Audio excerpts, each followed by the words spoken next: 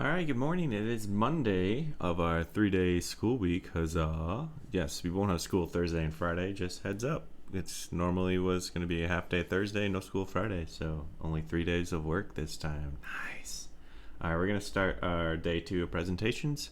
Same as before, 3, 2, 1 to fill in as you go, or I'm going to announce the pause now whenever we're between stuff. First one up is going to be Gus. So here we go with Gus.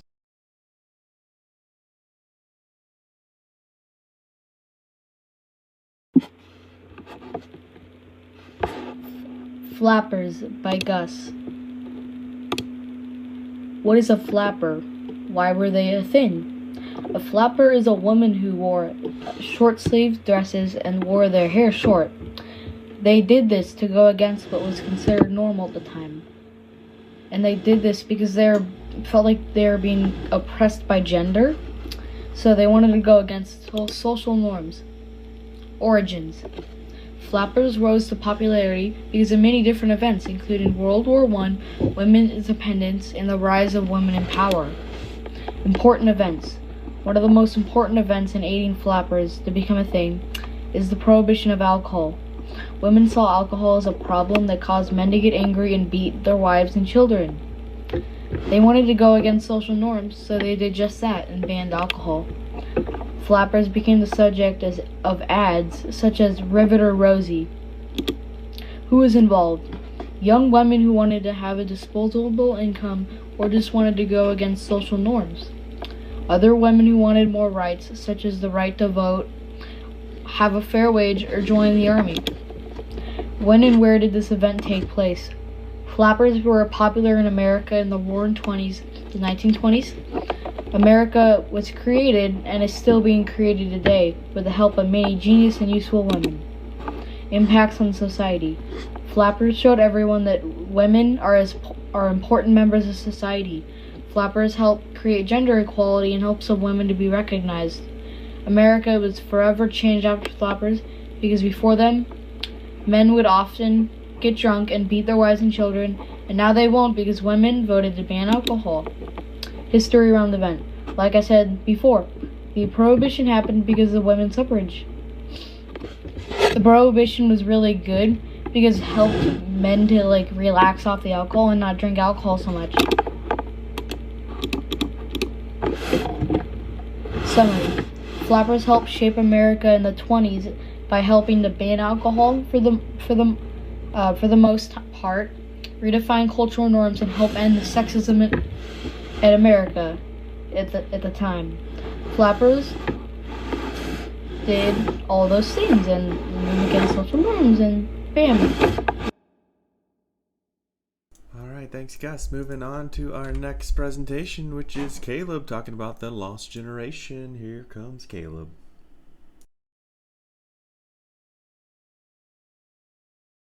November 2019, www.brendankennett.com/topic/ The Lost Generation by Caleb Elko.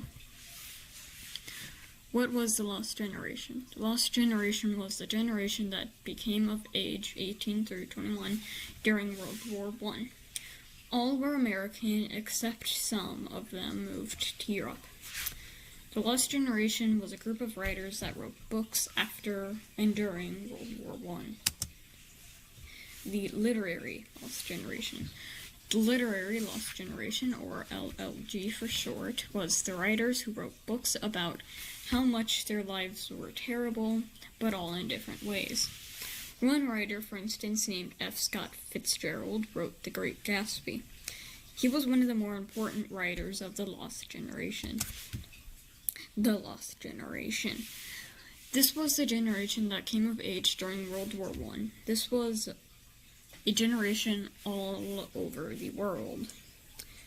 Many people in this generation were killed, and that's why they were called the Lost Generation. This generation had a lot of good people in it, but also some bad people. Hitler, for instance, was part of this generation. F. Scott Fitzgerald. He wrote The Great Gatsby and many other things. He was known for many things like being in the Lost Generation and his excellent writing. He was born on September 24th, 1896. He died December 21st, 1940.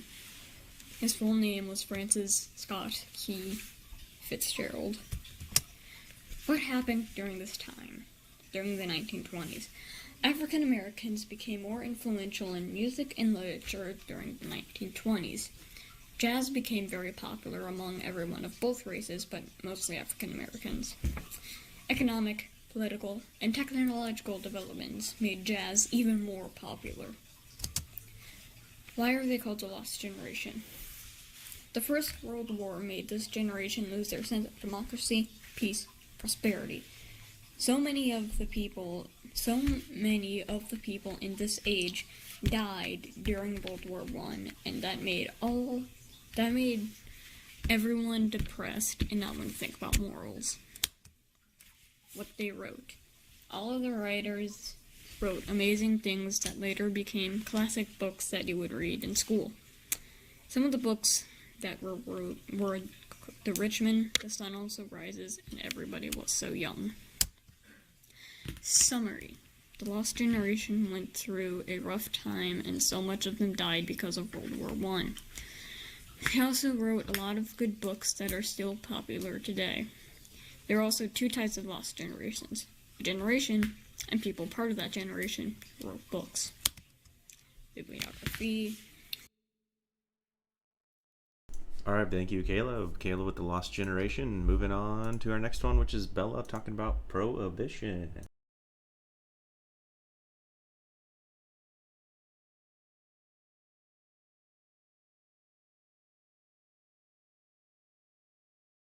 I did Prohibition.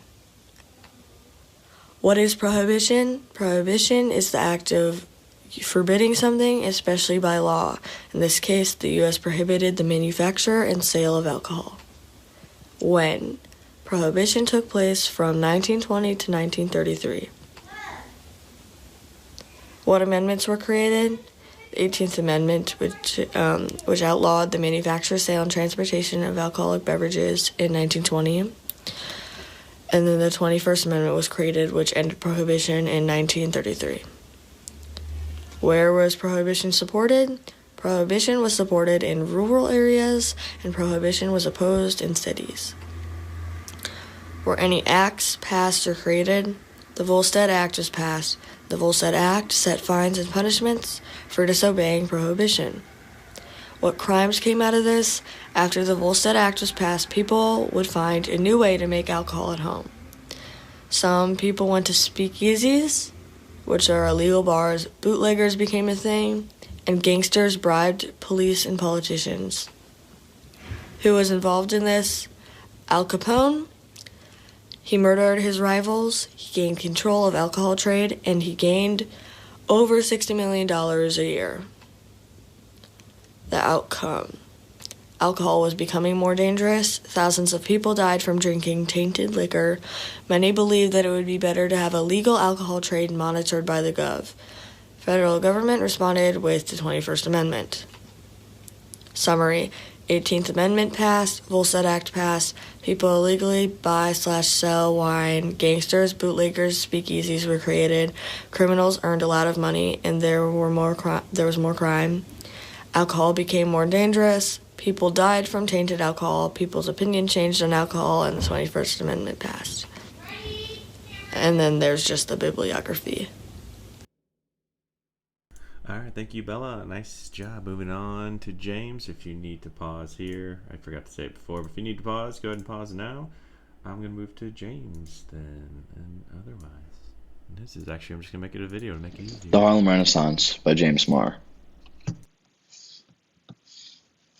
What is it and why did it happen? The Harlem Renaissance was the development of the Harlem neighborhood in New York City as a black cultural center in the early 20th century, and the social and artistic explosion that resulted from it. It lasted from 1910 to the mid-1930s, and it was considered the golden age for African American culture. Timeline. In 1910, the NAACP was founded. In 1916, Madam Walker moved to Harlem. She had made millions of dollars creating a hair product for black women. In 1917, there was a silent protest after riots in St. Louis killed hundreds of African Americans. Marcus Garvey published his book, The Negro World. In 1919, a writer named Benjamin Brawley wrote and published a work called The Negro in Art and Literature in the United States. Timeline extended. In 1924, Civic Club Dinner launched the New Negro. In 1925, there was the New Negro movement. In 1927, an African American won the Pulitzer Prize for the first time. In 1929, the first successful Broadway play made by an African American was produced. In 1934, there was the fight against segregation. And in 1937, the last novel of the Harlem Renaissance was published. People involved. Madam Walker moved to Harlem in 1916. She was an affluent black woman who made millions of dollars after she created a hair product for black women. Marcus Garvey had the goal of uniting Negroes around the world. He began publishing the Negro World. Benjamin Brawley was a writer who wrote and published a work called The Negro in Art and Literature in the United States. Allen Locke edited and put out Harlem, Mecca of the New Negro. This helped continue the New Negro movement that started with the Civic Dinner the prior year. Paul Green wrote a work called In Abraham's Bosom. It won a Pulitzer Prize. Louis Armstrong was a famous jazz artist. Wallace Thurman wrote the first successful Broadway play by an African American. And Zora Hurston was an African American author that published the novel Their Eyes Were Watching God. This slide has pictures of all of the people mentioned in the slide before. Location. This event took place in Harlem, New York. Importance. The Harlem Renaissance was a turning point in Black cultural history. It helped African American writers and artists gain control over the representation of Black culture and experience. Harlem today. Today, Harlem is a lot safer than it used to be, but is still right in the middle of one of the most dangerous cities in the United States. It is still predominantly African American, but definitely more diverse today.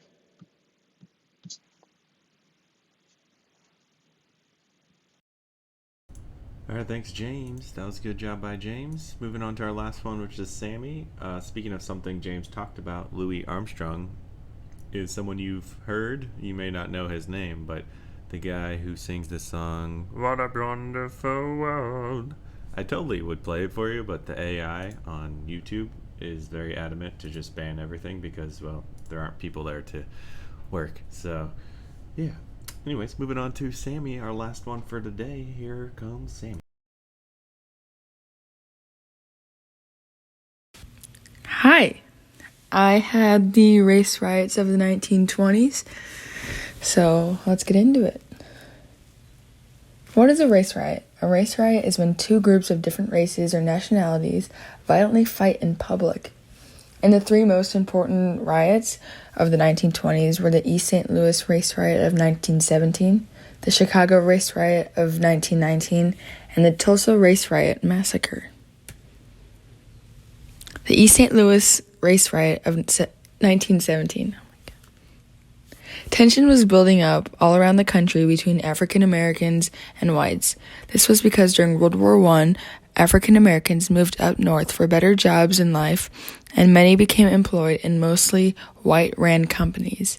July 2nd, 1917, in East St. Louis, Illinois, was at the height of this anger.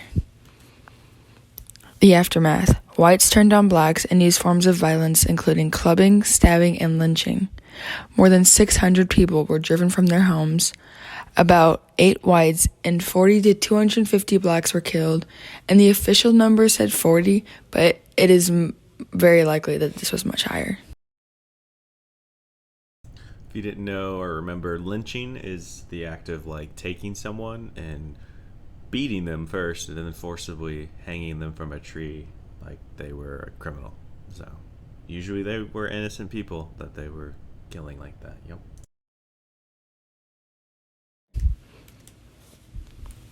The Chicago Race Riot of 1919. After being stoned by a group of white citizens, a black teenage boy drowned in Lake Michigan on July 27, 1919. Many people had witnessed a single white man responsible, but the police didn't act on it. This greatly upset the black community, and for the next week, a series of riots broke out between the whites and blacks in the South Side neighborhood. Riots ended on August 3rd after lasting almost a full week, after about 6,000 Illinois National Army Guard troops were sent. In the aftermath was 15 whites were killed, 23 blacks were killed, and more than 500 people were injured. The next one is the Tulsa Race Massacre. Tulsa, Oklahoma had a population of about 100,000 people in 1921, and about 10,000 were black and lived in a neighborhood called Greenwood since the city was highly segregated.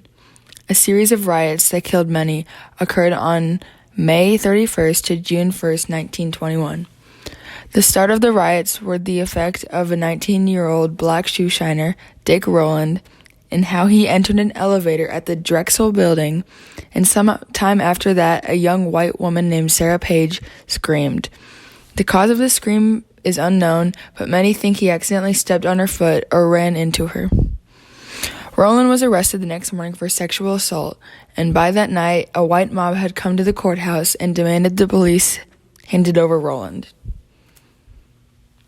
The mob was unsuccessful, but soon after, about 75 armed African-American men came to the courthouse to offer their protection, but were then confronted by around 1,500 white men. The outnumbered blacks returned to Greenwood, but over the next 18 hours, thousands of white Tulsans committed many violent acts against the black community, such as burning and looting homes and businesses, and shooting unarmed black citizens. The effects. The official description was that 36 people were killed, both black and white, but the death number is thought to be much higher, but the city did all they could to cover up these horrible crimes. 1,256 houses were burned, 215 houses were looted but not lit on fire, and thousands of others were damaged. Tons of tension and segregation towards blacks grew after World War I and seemed to only increase after these riots. Instances not as horrific as these, but still bad, would continue probably around till the 1960s. Thank you for listening. Bye. Thanks, Sammy. Nice job, everyone. That's your presentations for today. You'll have another series tomorrow, but otherwise, have a great Monday. Just remember, no school Thursday and Friday. All right, take it easy. Have a great day.